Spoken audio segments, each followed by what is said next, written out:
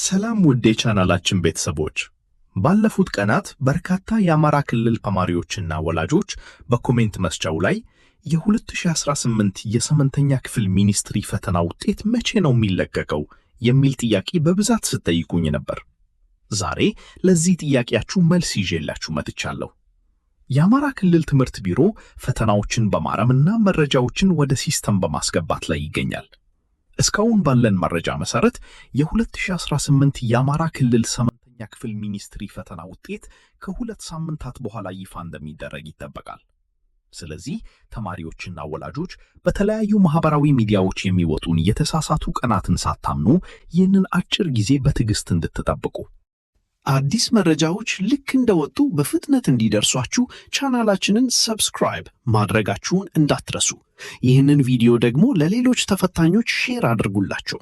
ለሁሉም ተማሪዎች መልካም ውጤት እመኛለሁ። ቻው፣ ባይ ባይ።